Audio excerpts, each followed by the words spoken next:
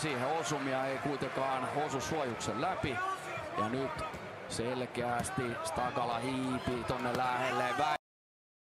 Väistön jälkeen hakee kovia koukkuja Akam irtaamistilanteessa, lyö oman koukun sieltä 1-2, vasen oikein, vasen yläkoukku, pikkusen laajakaarinen, mutta niihin ei ehdi väistämään Stakala.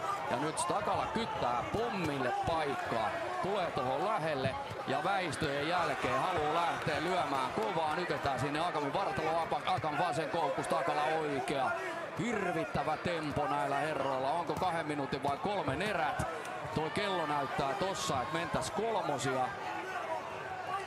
Hyvin pysyy molemmilla kädet ylhäällä tässä näin, ja molemmat on ottelussa vielä mukana.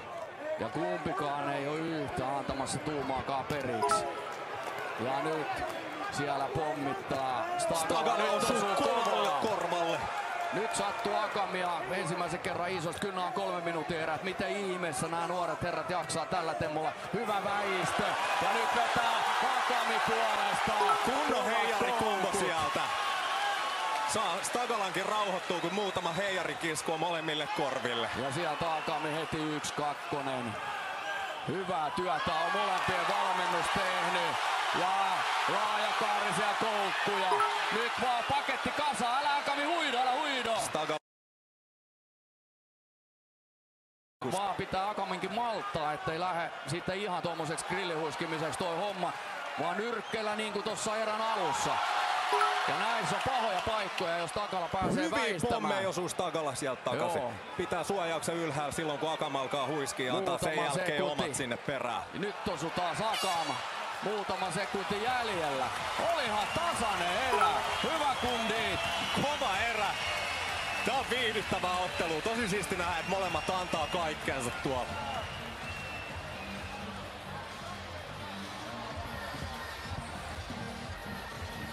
Ja siinä hidastuksessa nähdään, kun pojat huiskii. Minkin käsistä niin se kerkee. Pikkusen tuossa erän lopussa Henrik Akam hopealla, niin vähän levähti se nyrkkeilytyyli. Joo, se päätti unohtaa kaiken tekniikan ja kulmaohjeen ja alkaa vaan huiskii. Ja nyt Amini antaa siellä ohjeita aika kiukkusestikin tuolla Akamin kulmassa. Nyt vaan paketti ja sieltä ne hyvät lyönnit. Ei pidä intoutua, tässä on vielä aikaa jäljellä. Mutta tuossa oli pari hyvää koukkua Akamilta. Ja sit meni vähän ton roiskimiseksi, mutta niihin ei päässyt Stakala lyömään väliin.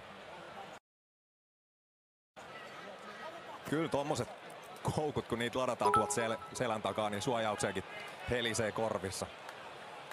Oma pakettihan siinä toki aukee, mutta ensimmäinen matsi toisella kuitenkin ikinä, toisella toinen.